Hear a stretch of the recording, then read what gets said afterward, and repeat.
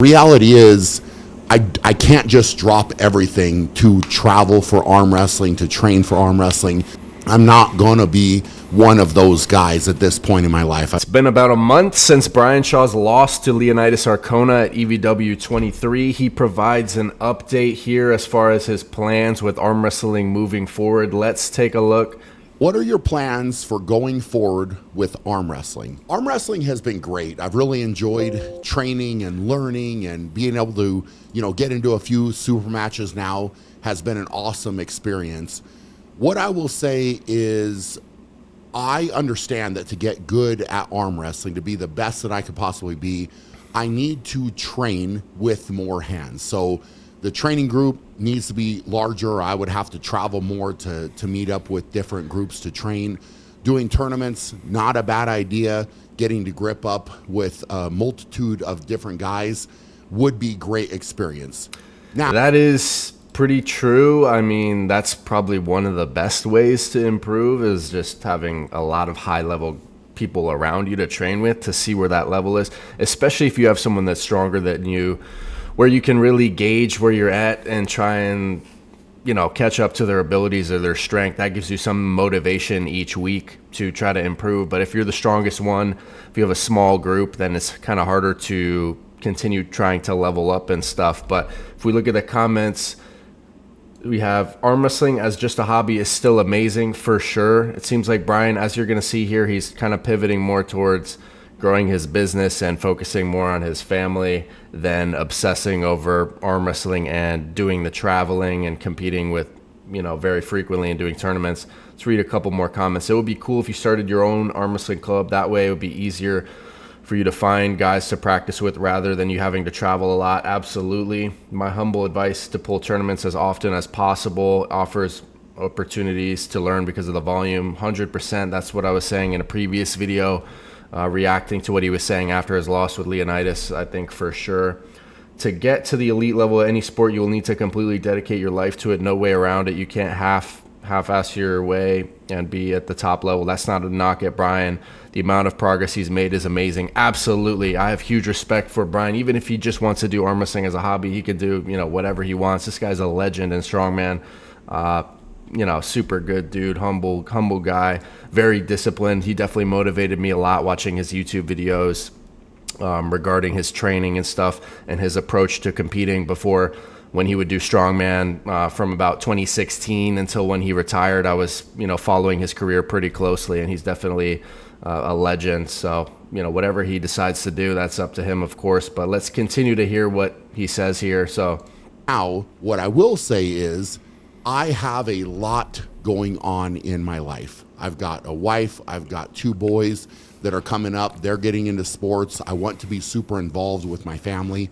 That's always going to be my top priority. Outside of that, I have multiple different businesses that I own and run. So all of those require time. Sounds like arm wrestling is taking a back seat for sure. But like you saw in that comment, even arm wrestling just as a hobby is so awesome, like without a doubt. And attention. And the reality is, I can't just drop everything to travel for arm wrestling, to train for arm wrestling. Kudos to the guys that can do that. I'm not going to be one of those guys at this point in my life. I've got too much stuff going on. So arm wrestling has to fit into my schedule. So I need to train it when I can, and I have to be able to put work in on my own. And even though, as he was mentioning, going to a lot of tournaments or having a large group of people to train with is ideal, probably doesn't mean you still can't improve just with arm wrestling specific lifts. Like maybe if you were to track his back pressure, his pronation lift, his cupping, and like completely track where his max is at and where his numbers are at, that way he can try to improve on those. I mean, that's not going to do nothing if you're able to put on 15-20% of an increase on your PRs on specific exercises. So it's not like there's no way to progress if he doesn't have the hugest club or if he's not traveling or doing tournaments, as long as he's still, committed. But seems like it's going to be more of a hobby. Now, arm wrestling, I will say, is different than basketball, where I could always pick up a basketball and go shoot, work by myself, and I was able to improve. Strongman, I could always work by myself. I can always train by myself. I didn't have to rely on other people to come in to train with. And arm wrestling, to a certain extent, I want to be able to do that same thing. I need to be able to do that same thing where I train with myself and by myself.